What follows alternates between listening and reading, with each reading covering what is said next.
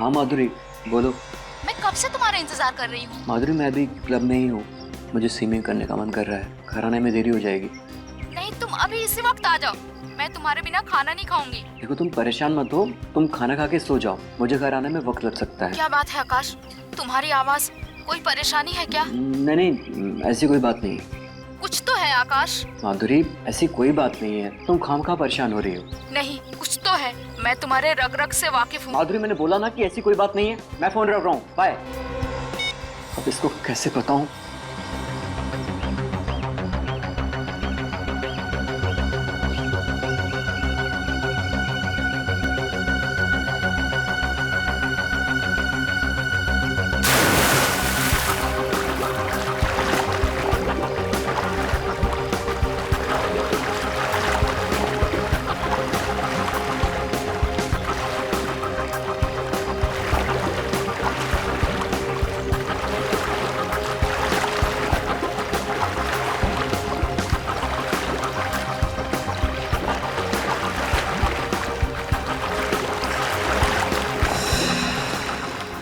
क्या हो रहा है?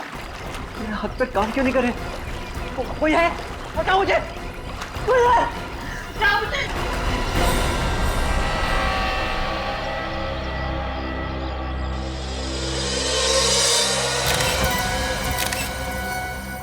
ये सब कैसे हो गया?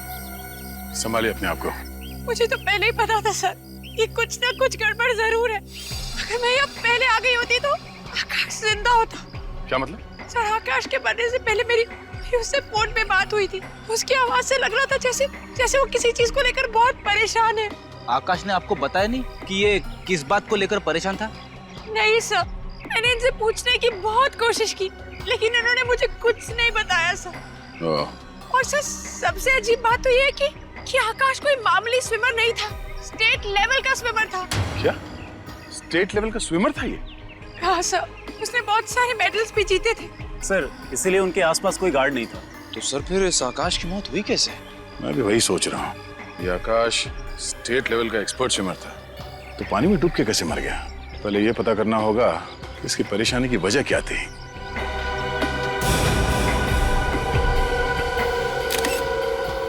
मोबाइल किसका? ये तो आकाश का ही फोन है। निखिल सर, तो देखो, देखते हैं इसके मोबाइल से कुछ पता चलता है क्या।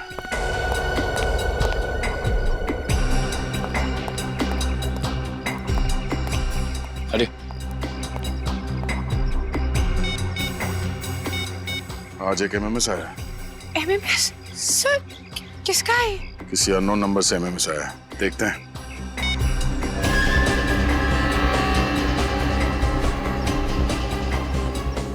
अरे सर, ये जो आदमी डूब रहा है ये आकाश ही है। हाँ सर, अगर आकाश की परेशानी की वजह ये एमएमएस है, तो जिस वक्त उसे ये एमएमएस मिला उस वक्त तो ये जिंदा था। फिर ये एमएमएस शूट कैसे हुआ होगा? ये चेहरा आकाश का दिख तो रहा है, और मुझे लगता है ये आकाश है नहीं। आकाश नहीं है? क्या मतलब? मतलब ये है कि ये धर किसी और का है और इस पे सर आकाश का चिपकाया गया है। ऐसा हो सकता है? बिल्कुल हो सकता है फ्रेडी। आजकल टेक्नोलॉजी की मदद से क्या क्या हो सकता है तुम सोच भी नहीं सकते। एक काम करो, पता करो ये नंबर किसका है। अच्छा, ये आकाश जब स्विमिंग पूल पर आया उसके बाद कोई यहाँ पर आया था? नहीं सर, कोई नहीं आया था। ठीक है।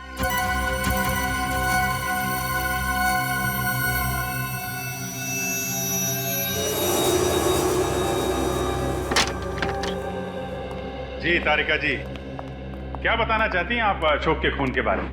भाई साहब, ये तारिका जी नहीं, मैं बताऊंगा। सर, मैं तारिका जी से बात कर रहा हूँ, आप बीच में घुसे चले आ रहे हैं। मैं बीच में इसलिए घुसा चला आ रहा हूँ क्योंकि रिपोर्ट मेरे पास है, इसलिए मैं बताऊंगा। अच्छा, रिपोर्ट आपके पास है? जी, अब बताइए, आपको रिपोर्ट से मतलब है या तारिका जी से मतलब है? मतलब तो तारिका जी से ही है, रिपोर्ट आप बता दीजिए। ठीक है, तारिका जी से पूछ। अरे सर, एक मिनट, आप तो गुस्सा हो गए सर। प्लीज रिपोर्ट बता दीजिए, एसीपी साहब इंतजार कर रहे हैं। इस आकाश के खून में एलएसडी मिला है। सर, वही एलएसडी जो एक ड्रग है? आश्रय, लाइसर्जिक एसिड डाइथाइलामाइड एक बहुत ही खतरनाक किस्म का ड्रग है, जिसे लेने से इंसान एक अलग ही काल्पनिक दुनिया में पहुंच जाता है। हैलुसिनेशंस होने लगते हैं उससे। न सिर्फ हैलुसिनेशन होता है बल्कि उसका ब्लड प्रेशर भी बढ़ जाता है, उसका दिमाग सुन्न हो जाता है, वो रोजमर्रा की डेली रूटीन की चीजें भी ढंग से नहीं कर पाता है। उसे दरअसल समझ में नहीं आता है कि उसके आसपास हो क्या रहा है। मतलब ये ड्रग लेने के बाद अगर कोई स्विमिंग करने जाए, फिर चाहे वो कितना ही अच्छा स्विमर क्यों ना हो, डूब के मर जाएगा। एग्जैक्टली अभिजीत, इसीलिए ये आदमी डूब करके मर गया। इसके खून में हमें बहुत ज्यादा मात्रा में LSD मिला है। कमाल है, इतनी ज्यादा मात्रा में LSD लेने के बाद ये आकाश तैरने गया ही क्यों?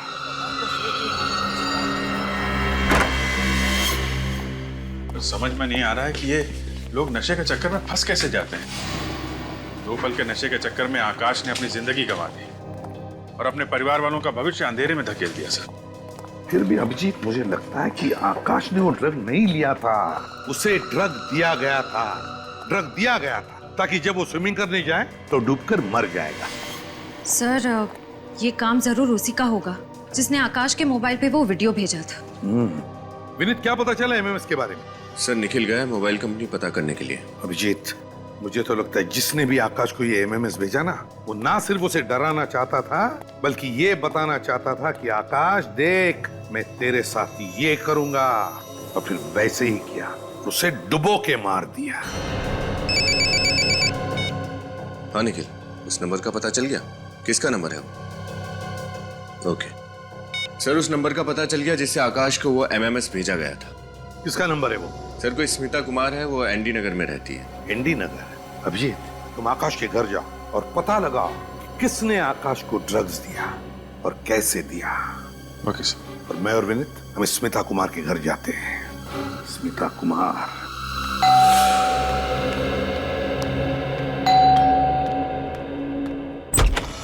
साहब आप लोग?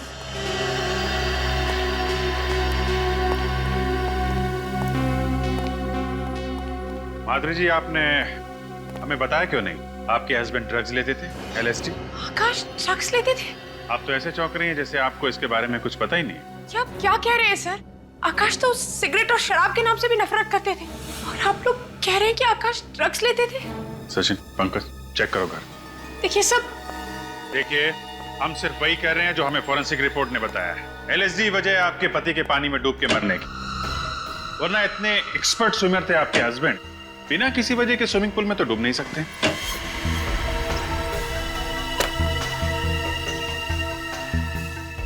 देखिए सर, आकाश और मैं 8 साल से एक साथ रह रहे थे।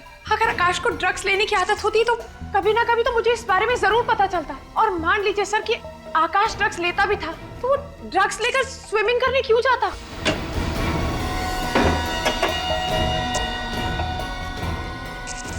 तो आप ये कहना चाहती हैं कि किसी और ने आकाश को ड्रग्स दी, शायद खाने पीने की चीजें मिला के, धोखे से? ऐसा हो सकता है सर, पर ऐसा कौन करेगा? जहाँ तक मुझे पता है सर, आकाश की किसी से भी कोई दुश्मनी नहीं थी। दुश्मनी तो थी माधुरी जी, वरना कोई धमकी भरा MMS क्यों भेजता आकाश को?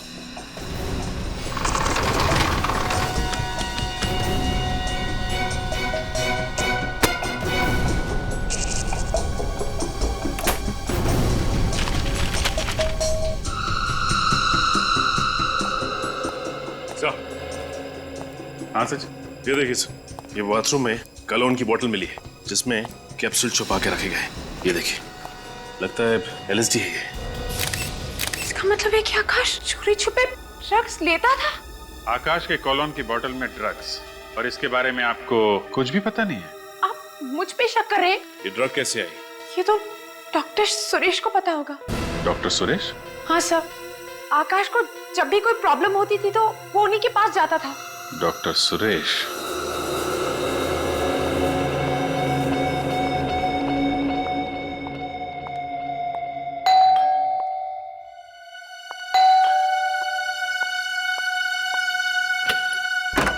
जी कहिए। अरे देखिए, अगर आप इंश्योरेंस से आए तो मैं आपको बता दूं कि मैंने इंश्योरेंस करवा लिया है। आपने तो अपनी जान का इंश्योरेंस बनवा लिया। उन लोगों का क्या जिनकी जानें ली थी, उनके इंश्योरेंस का क्या?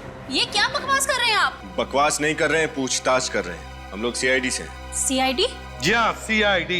एक बात बताइए, क्या तुमने किसी आकाश नाम के आदमी को अपने मोबाइल से MMS भेजा था? MMS? जी हाँ, MMS, जिसमें आकाश पानी में डूबता हुआ दिखता है, वो MMS भेजा था? मैंने किसी आकाश नाम के आदमी को कोई MMS नहीं भेजा। तो फिर 102902 905 ये मोबाइल नंबर आपका ही है ना? जी हाँ सर, ये मेरा ही नंबर है। लेकिन मैं आपको एक बात बता दूं कि मेरा फोन तो कल ही चोरी हो गया था। फोन चोरी हो गया था इनका, बहाना अच्छा है। सर ये कोई बहाना नहीं है। अच्छा आप 1 मिनट रुकिए।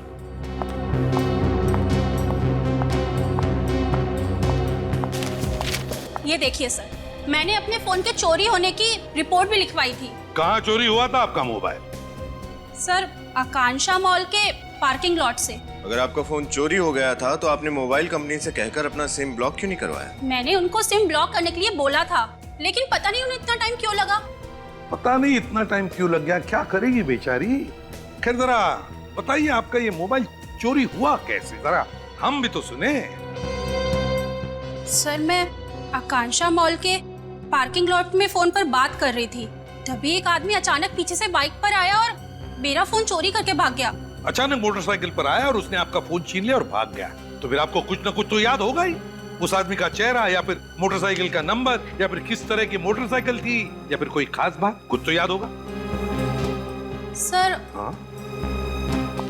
मुझे सिर्फ इतना याद है कि वो एक लाल रंग की स्नोडेन बाइक पर था और उसकी बाइक की टंकी पर एक जलती हुई खोपड़ी का स्टिकर लगा हुआ था। आकांक्षा मॉल का पार्किंग लॉट, लाल रंग की स्नोडिल बाइक और उसकी टंकी पर जलते हुए खोपड़ी का स्टिकर। डॉक्टर सुरेश। जी हाँ, कहिए। हम लोग सीआईडी से हैं। लेकिन सीआईडी वालों का हमारे क्लिनिक में क्या काम? आकाश आपका ही पेशेंट था? आकाश वो स्विमर? जी हाँ, वो स्विमर, उसकी मौत हो गई। आकाश की मौत हो गई? मगर कैसे? पानी में डूबने से। अगर आकाश तो बहुत अच्छा स्विमर था और उसको बहुत सारे स्विमिंग के मेडल मिले हुए थे, भला उसकी पानी में डूबने से कैसे मौत हो सकती है? वो इसलिए कि जब वो पानी में डूब रहा था तो एलएसडी नशे की चपेट में था। आकाश और नशा? मुझे तो यकीन ही नहीं हो रहा। अगर आकाश नशा कर रहा होता तो हमें उसके routine test, urine test, blood test में पता लग गया होता। आकाश ने कभी भी किसी प्रकार का कोई नशा नहीं किया है। अच्छा, आकाश के घर से हमें ये कैप्सूल मिले। ये कैप्सूल तो मैंने ही उसे दिए थे। आपने? तो ये कैप्सूल एलएसडी के नहीं है? लेकिन एक मिनट, ये बिल्कुल वैसे ही कैप्सूल हैं जो मैंने आकाश को दिए थे। मतलब ये एलएसडी के कैप्सूल है? ये एलएसडी का कैप्सूल है। मगर आपने किस लिए कैप्सूल दिए थे आकाश को? क्या बीमारी थी उसे? आकाश को बाइपोलर डिसऑर्डर था। बाइपोलर डिसऑर्डर था उसे? जी, आप लोगों को तो मालूम होगा, इस बीमारी में मरीजों को बहुत सारे मूड स्विंग होते हैं। मूड स्विंग्स मतलब वो अचानक से हंसने लग जाते हैं और फिर अचानक से रोने लग जाते हैं? हाँ, कुछ ऐसा ही। जब वो उदास होते हैं तो डिप्रेशन में चले जाते हैं और जब खुश होते हैं तो इतना खुश हो जाते हैं कि खुशी से फूले नहीं समाते। इसीलिए आकाश के मूड को काबू में रखने के लिए हमने वो वाले मूड स्टेबलाइजर के कैप्सूल दिए थे। और किसी ने उन कैप्सूल्स की जगह ये एलएसडी वाले कैप्सूल्स रख दिए। और ये काम आकाश के कोई करीबी ही कर सकता है, और उसके सबसे करीब उसकी बीवी माधुरी है।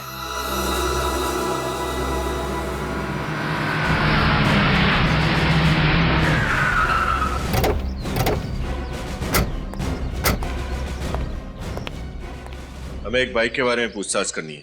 पूछताछ करना चाहते हैं साहब? ये कोई पूछताछ केंद्र थोड़ी ना है साहब। मेरे पास फालतू टाइम नहीं है, टाइम पास करना है तो कहीं और जाइए। सीआईडी का नाम सुना है कभी? माफ कीजिएगा साहब, गलती हो गई। तब बताओ।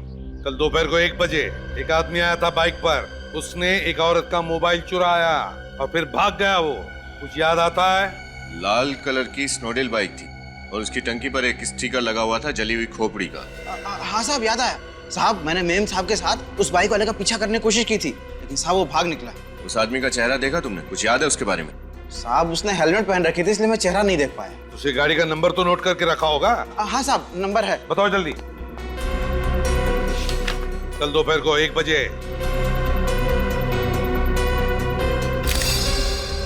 साहब ये रहा, ये ATZ BT 0197। ATZ BT 0197।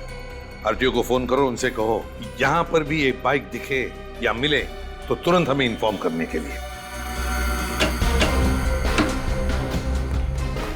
जरा पहले भी तो घर की तलाशी ले चुके हैं, दोबारा क्यों लेनी है तलाशी?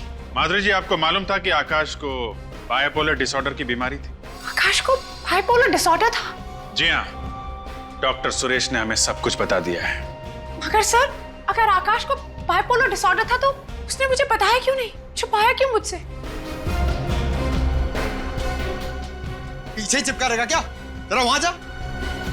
ताज्जुब तो हमें भी हो रहा है कि आपको ये बात पता कैसे नहीं है। कोई पति अपनी पत्नी को इतनी बड़ी बीमारी की बात क्यों नहीं बताएगा? ऐसा कैसे हो सकता है कि आपको इस बीमारी के बारे में कुछ भी नहीं मालूम?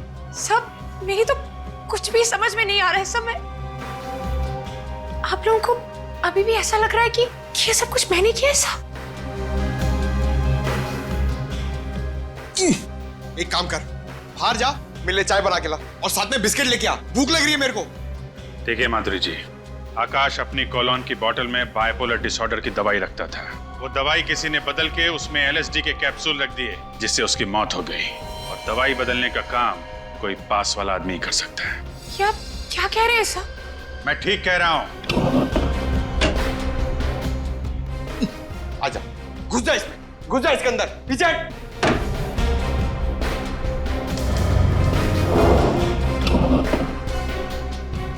मैं आकाश को क्यों मारूंगी? मैं तो बहुत प्यार करती थी उससे। और आप यकीन माने या ना माने, मैं अपने आप को अभी भी समझा नहीं पा रही हूँ कि आकाश इस दुनिया में नहीं रहा। सर जरा जल्दी यहाँ पे आइए।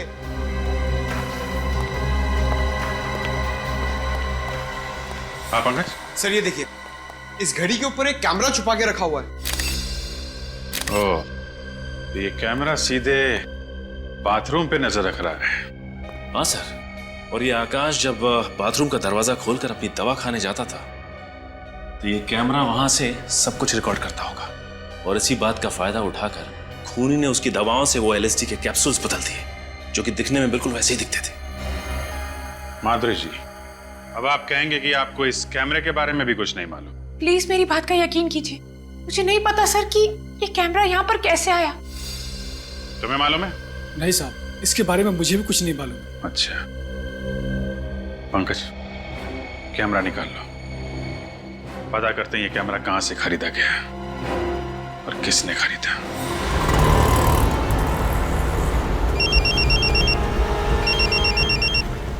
हेलो निशान, बाइक मिल गई? कहाँ पर? त्रिपोलिया बाजार।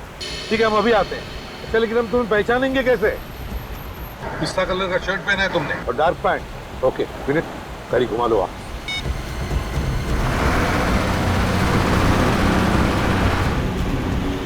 त्रिपोलिया बाजार यहीं कहीं आसपास ही होना चाहिए। सर, यही है त्रिपोलिया बाजार। नजर रखना जरा, पिस्ता कलर का शर्ट पहना हुआ है उस निशान पर। कहीं वो तो नहीं? वो देखो, आगे जाके यूटर्न मार लो।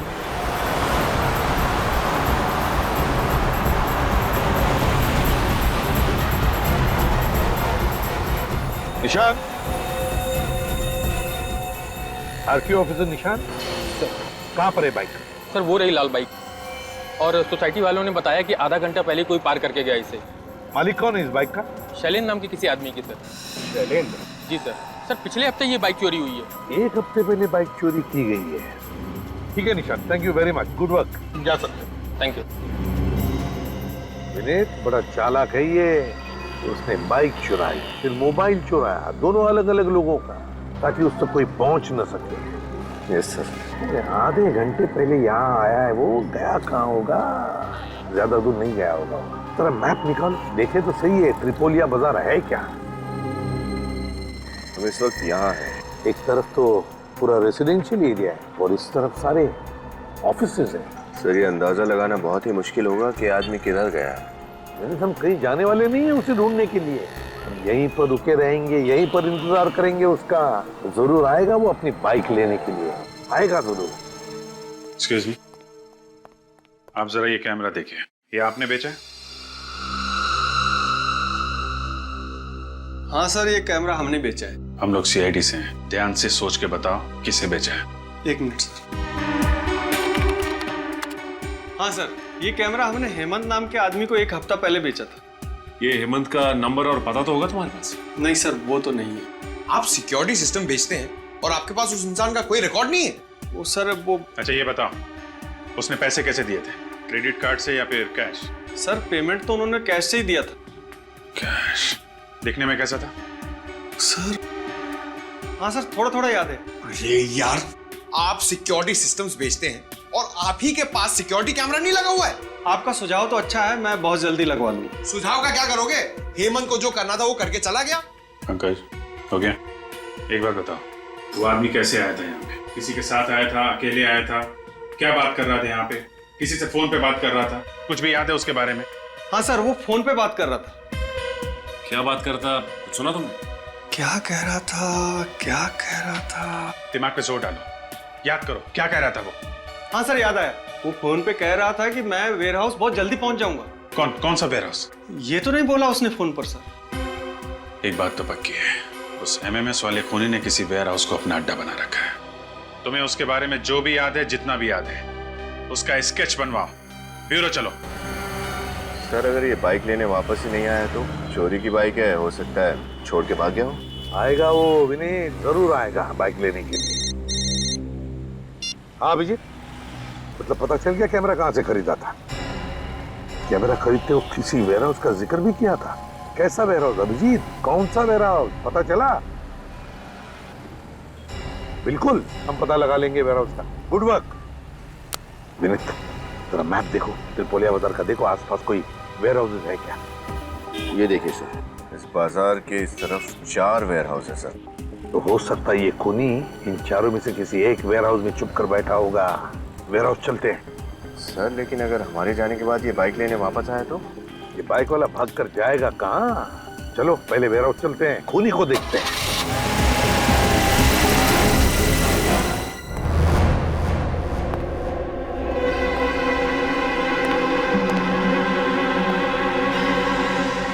पहले 3 वेयर हाउसेस में तो कोई गड़बड़ नहीं थी। पता नहीं क्यों मुझे ऐसे लगता है कि खूनी इसी वेयर हाउस में मिलेगा। चौकन्ना रहना।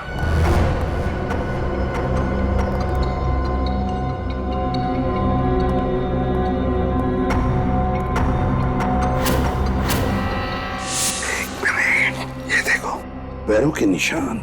सर ये निशान देखकर तो लग रहा है निशान ताजे हैं। हाँ। कोई अभी जल्दी में यहाँ से आ गया। लगता है खूनी अभी भी यहीं पर है।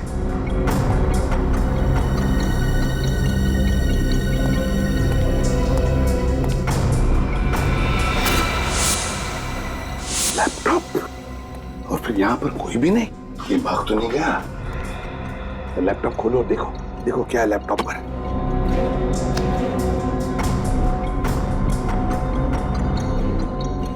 देखा, इस तरह से ऐसे नजर रख रहा था वो आकाश पर।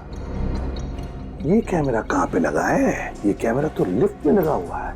लेकिन आकाश की बिल्डिंग में तो लिफ्ट थी नहीं। तो फिर ये जगह कौन सी है? किस बिल्डिंग की लिफ्ट है ये?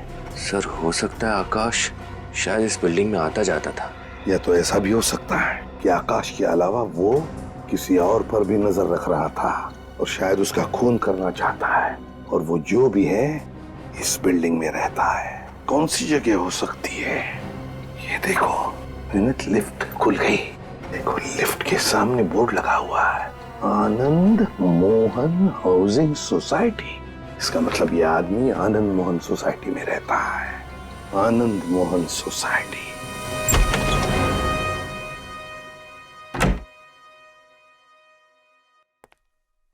हाय। हाय।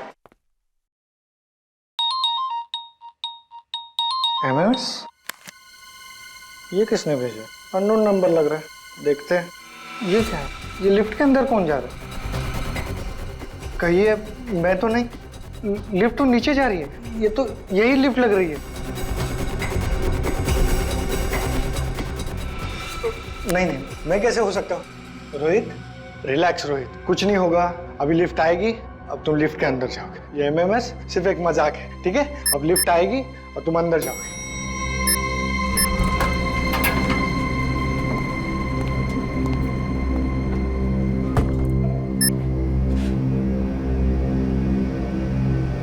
मैं तो खामखा डर रहा था, कुछ नहीं हुआ। ये क्या हो रहा है? बचाओ! ये तो वैसे हो रहा है जैसे कुछ एमएमएस को दिखा था। बचाओ! कोई है? कोई है? लिफ्ट चला! बचाओ! कोई है? लिफ्ट चला!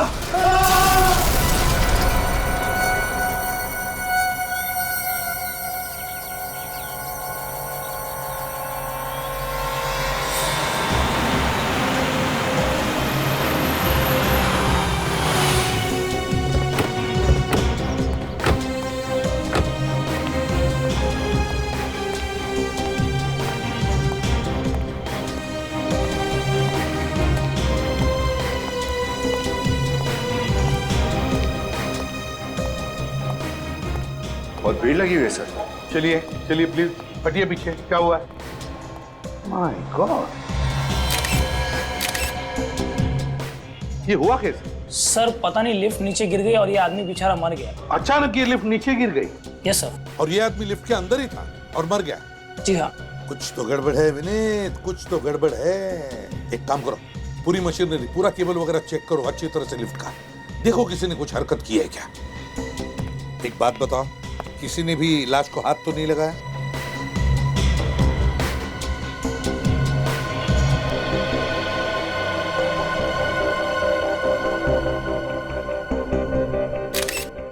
तो रोहित कुमार,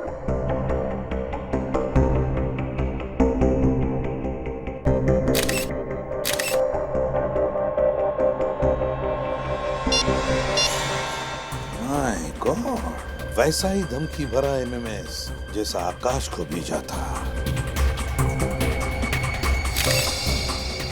क्या मेरा ये रोहित कुमार इसी बिल्डिंग में रहते हैं? सर 1203 12वें महले पे। इसी बिल्डिंग में? जी साहब। अच्छा एक बात बताओ, तुमने किसी अनजान आदमी को यहाँ पर आते जाते देखा? सर तो कोई आदमी नहीं आया था सर। तो याद करके बताओ, कोई बाहर का आदमी आके गया होगा। हाँ साहब, वो लिफ्ट मैकेनिक आया था। लिफ्ट ठीक करने वाला आया था? Lift mechanic? हाँ साहब। उसका तुमने आइडेंटिटी कार्ड वगैरह देखा? कंपनी का कार्ड था उसके पास? हाँ चेक किया था, आईडी बराबर था। क्या नाम है उसका? ऋतिकेश नाम था।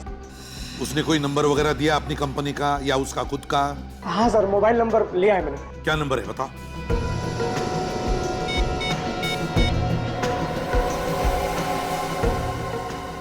डैम इट, फोन उठा नहीं रहा है, जरूर गलत नंबर दिया होगा। सर। हाँ सर, ये लिफ्ट अपने आप नीचे नहीं गिरी, इसके साथ छेड़खानी हुई है। यही शक था मुझे। लिफ्ट मैकेनिक बनकर आया था।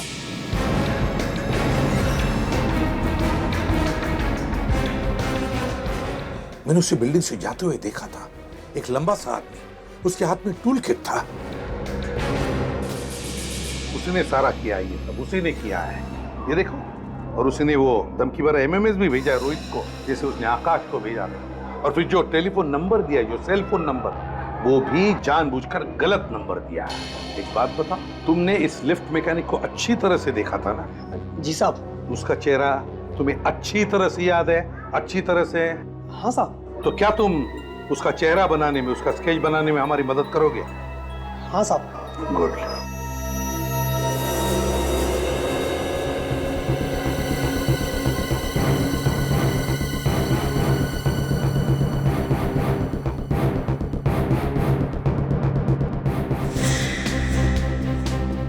स्केच तैयार हुआ? सर एक लगभग रेडी है, दूसरा तैयार हो रहा है। एक बार दोनों स्केच बन जाए सर, पता चल जाएगा ये दोनों खून आपस में जुड़े हुए हैं या नहीं। है, कनेक्शन है। पहले रोहित और आकाश को एमएमएस भेजा गया, फिर एमएमएस देखने के बाद इन दोनों का खून किया गया। आकाश को पानी में डुबो के मारा गया और रोहित को लिफ्ट में। दोनों के खून में कोई ना कोई संबंध जरूर है। रोहित और आकाश के बारे में पता लगाना चाहिए। सर श्रेया लगी हुई है, बस डिटेल्स लेके आने वाली है। सर। हाँ। दोनों स्केच तैयार हो गए सर। ये स्केच इन्होंने बनवाए और ये स्केच इन्होंने बनवाए। अभिजीत, क्या लगता है तुम्हें इन स्केचेस को देखकर?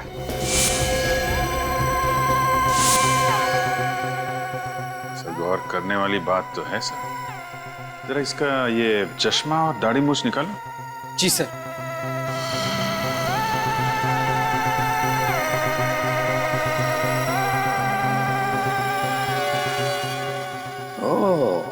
तो ये बात है, ये दो अलग अलग आदमी नहीं बल्कि एक ही आदमी है, और इसी आदमी ने वो दो खून किए हैं। विनीत, हमारे क्रिमिनल रिकॉर्ड्स में देखो, देखो कुछ पता चलता है क्या इस आदमी के बारे में। आप लोग भी जा सकते हैं। Thank you very much. जी सर। सर। हाँ। सर, आकाश और रोहित के बीच क्या कनेक्शन है उसके बारे में पता चल गया। अच्छा, क्या? सर, आकाश एमवी के कॉलेज में पढ़ता था और रोहित स्टेनी कॉलेज का स्टूडेंट था। आकाश एमवी के कॉलेज में पढ़ता था और रोहित स्टेनी कॉलेज में? Yes sir. सर 2005 में इन दोनों कॉलेजेस ने अपने थर्ड ईयर स्टूडेंट्स को शिमला भेजा था एक समर कैंप के लिए। आकाश और रोहित दोनों इस समर कैंप में गए थे। Shimla summer camp 2005? ये चक्कर है सर, इस मौत की कहानी का पहला पन्ना समर कैंप में लिखा गया था, शिमला में। और क्या पता चला श्रेया इस समर कैंप के बारे में? सर मैंने MVK कॉलेज के प्रिंसिपल से आज 3 बजे की अपॉइंटमेंट ले ली। सर उसी कॉलेज के एक प्रोफेसर भी उस समर कैंप में गए थे, वो भी आज उस मीटिंग के लिए वहाँ मौजूद रहेंगे। Very good work Shreya, very good work. Sir. हाँ सर मिल गया। सर इसका नाम राजा है, पहले भी बहुत सारे जुर्म किए हैं इसने और कई बार जेल भी जा चुका है। राजा, पता लगाना पड़ेगा इस राजा का महल कहां पर बना है, और फिर MVK कॉलेज से भी पता चल जाएगा क्या हुआ था उस समर कैंप में। नमस्ते सर। आइए आइए, मैं आप लोगों का इंतजार कर रहा था, और ये है यहाँ के प्रोफेसर जिसे आप मिलना चाहते हो। नमस्ते सर। नमस्ते। तो आप ही इन बच्चों को 2005 में शिमला के समर कैंप लेके गए थे? जी। ओके। प्रोफेसर साहब जरा ये फोटो देखिए, इन दोनों को पहचानते हैं आप? हाँ, इसे मैं अच्छी तरह से पहचानता हूँ। ये आकाश है और ये शायद रोहित। अरे वाह, आपकी याददाश्त तो काफी अच्छी है। 8 साल बाद भी आप इनको इनके नाम से पहचानते? दरअसल मुझे सबके नाम तो अच्छी तरह से याद नहीं है, मगर इन चारों के नाम मुझे अच्छी तरह से याद है। 4? कि हमने तो आपको 2 ही फोटोग्राफ दिखाए। इन दोनों के साथ में 2 लड़के और थे उस शिमला वाले समर कैंप में। क्या नाम था उसका? यस, विशाल और अमन। विशाल और अमन? हाँ, अमन उस समर कैंप में ड्रग्स का इस्तेमाल करते हुए पकड़ा गया था। अमन ड्रग्स लेता था? और पकड़े जाने पर उसने आकाश, विशाल और रोहित पे इल्जाम लगा दिया कि वो तीनों उसे फंसा रहे हैं। अच्छा, फिर क्या हुआ? फिर कुछ नहीं। अमन के इल्जाम झूठे साबित हुए और उसके कॉलेज वालों ने उसे निकाल दिया। हाँ, ये चक्कर है। लगता है ये अमन 8 साल के बाद नींद से जागा है बदला लेने के लिए, और इस राजा के साथ मिलकर ये सब खून कर रहा है। प्रिंसिपल साहब, ये रोहित और अमन का एड्रेस मिल सकता है ना? हाँ जरूर इंस्पेक्टर साहब, मैं इन दोनों का कॉलेज से पता करके आपको बताता हूँ। प्लीज जरा जल्दी कीजिएगा, किसी की जिंदगी और मौत का सवाल है।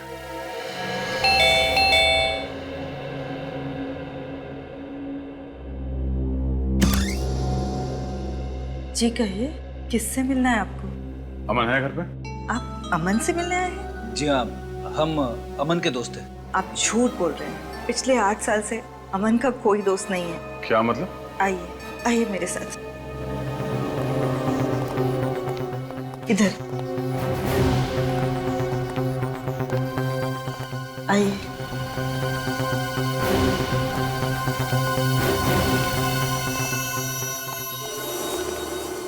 ये है अमन। ये क्या हुआ इसे? पहले आप बताइए, आप लोग कौन हैं और यहाँ क्यों आए हैं? माँ जी, हम लोग CID से हैं। एक केस की तहकीकात हमें यहाँ तक खींच लाई। CID case? क्या कह रहे हैं आप लोग? मेरी तो कुछ समझ में नहीं आ रहा, और इन सब चीजों का अमन से क्या लेना देना? 8 साल पहले अमन जिस समर कैंप में शिमला गया था, उसी समर कैंप में आकाश और रोहित नाम के 2 स्टूडेंट्स थे। उन दोनों का खून हो गया। और आपको लगता है कि ये सारे खून अमन कर रहा है? ये तो कुछ बोल भी नहीं सकता, चलकर एक कमरे से दूसरे कमरे में नहीं जा सकता। मेरे कान तरस गए हैं इसके मुंह से माँ शब्द सुनने के लिए, और आपको लगता है मेरा बेटा खूनी है? माँ जी, हम आपकी तकलीफ समझते हैं, मगर क्या आप ये बता सकती है कि इसकी ये हालत हुई कैसे? जिस समर कैंप की आप बात कर रहे हैं, वही समर कैंप मेरे बेटे के लिए अभिशाप बन गया। ड्रग्स का झूठा इल्जाम लगाकर इसे कॉलेज से निकाल दिया गया। फिर किसी दूसरी कॉलेज ने दोबारा इसे लिया नहीं। मेरे बेटे का उज्जवल भविष्य अंधकार में खो गया। तब से इसकी ये हालत है। क्या अमन ने कभी आपको बताया कि ये ड्रग्स का झूठा इल्जाम इस पे किसने लगाया था? नहीं, एक चुप्पी साध ली थी इसने, कभी न खत्म होने वाली खामोशी। तो क्या अमन की हालत पिछले 8 साल से ऐसे ही है? बीच में थोड़ा सुधार आया था इसकी हालत में, मगर पिछले साल इसके पिताजी गुजर गए। तब से फिर यही हालत हो गई है इसकी। आप फिक्र मत कीजिए माँ जी, मैं अमन के लिए प्रार्थना करूंगा। अमन जल्दी ठीक हो जाएगा। आप लोग बैठिए, मैं चाय लेके आई। नहीं, आप तकलीफ मत कीजिए प्लीज, हम लोग चलते हैं। माँ जी, कभी भी किसी भी तरह की कोई मदद चाहिए तो हमें याद करिएगा प्लीज। Thank you. चलो।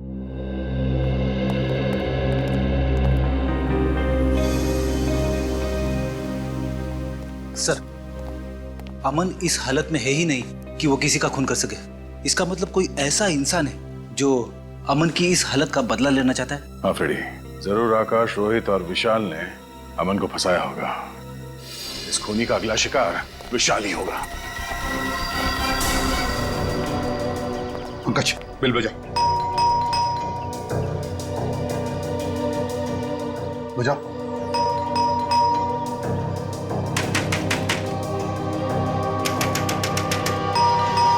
विशाल सर, ये दरवाजा खोल क्यों नहीं रहा है? कहीं कुछ हो तो नहीं गया? गैस की बदबू आ रही है। मास्क पहन लो, मास्क पहन लो। विनीत। Yes sir. मस्जिद से दरवाजा खोलो। पंकज, पंकज देखो गैस कहां से आ रही। बंद करो।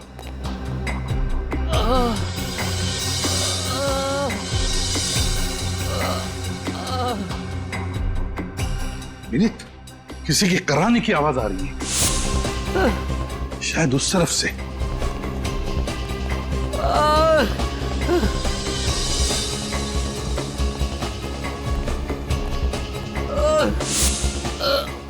My God.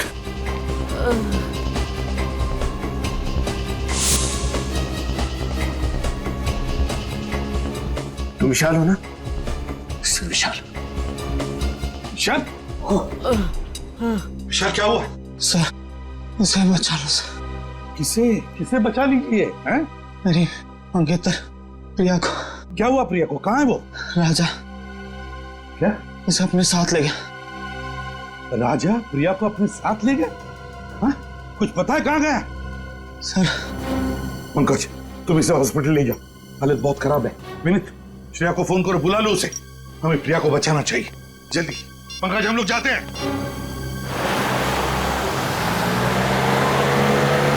वो देखो, वहां कोई है।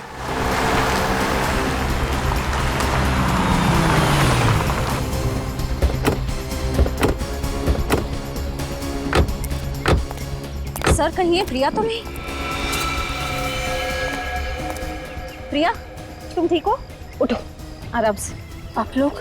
हम सीआईडी से। तुम ठीक हो ना? मैं ठीक हूँ। संभालो इसे।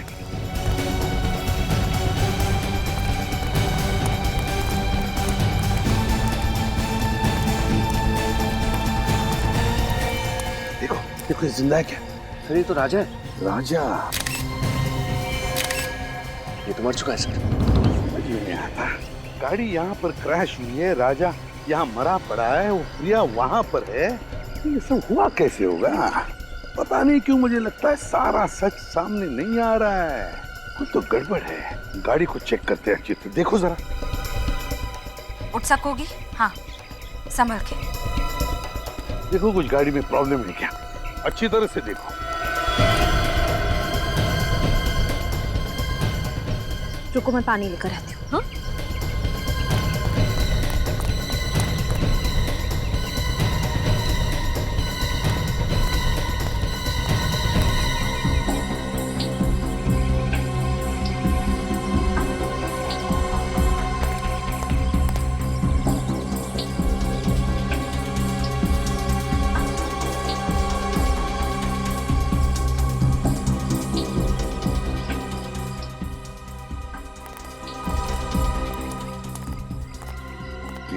अब कैसी हो?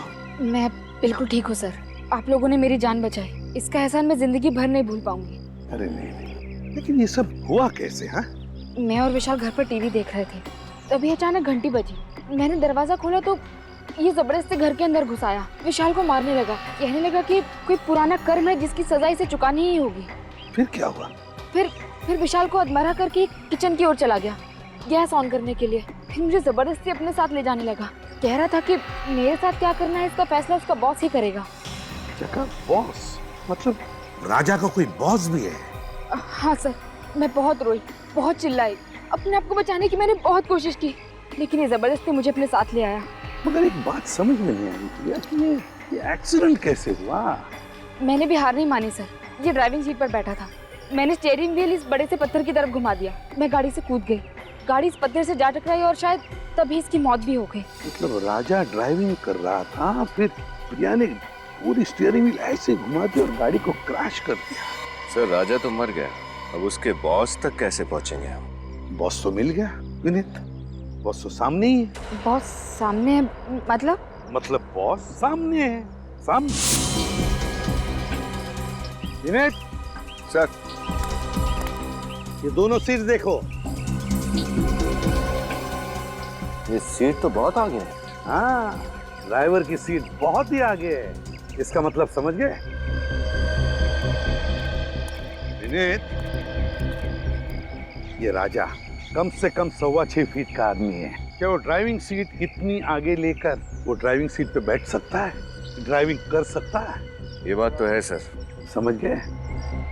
समझ गया सर। आप लोग मुझ पर इल्जाम लगा रहे हैं। मैं भला विशाल पर हमला क्यों करवाऊंगी? बताता हूँ। राजा से आकाश और रोहित का खून करवाया, मगर विशाल बच गया। और अब तुमने राजा को ही मार डाला ताकि तुम तक कोई भी पहुंच ना सके। समझे? रुक! कहाँ भाग रही हो? सबको एमएमएस भेजने का बड़ा शौक है ना तुम्हें? ये रहा तुम्हारा इनाम।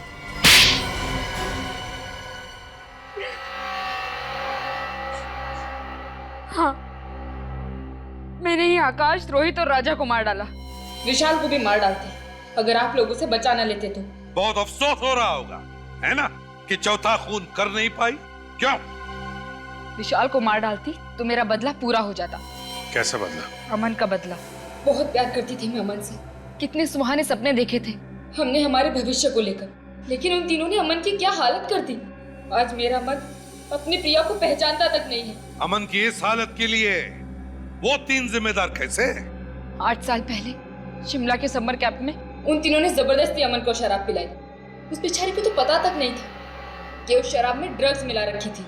उस ड्रग्स की मात्रा इतनी ज्यादा थी कि हमें तभी अमन को हॉस्पिटल लेकर जाना पड़ा। पूरे कॉलेज में अमन की बदनामी हुई कि अमन ड्रग्स लेता है। उसे कॉलेज से भी निकाल दिया, कहीं और एडमिशन नहीं मिला उसे। इस बात का उसे इतना गहरा सदमा लगा कि आज तक वो। फिर अमन की इस हालत का बदला लेने की तुमने ठान ली? हाँ, मैंने ही राजा को तीनों को मारने की सुपारी दी थी। एमएमएस भेजे और काम खत्म हो जाने के बाद मैंने खुद ही राजा को ऊपर पहुंचा दिया। उस एमएमएस में राजा ही था ना, जो डूबने की एक्टिंग कर रहा था? जी। अमन के साथ जो कुछ हुआ वाकई बहुत बुरा हुआ, इसका अफसोस है हमें। लेकिन जुर्म की आग को बदले की आग नहीं बुझा सकती। 3 खून किए तुमने और खूनियों की मंजिल एक ही है, फांसी का फंदा।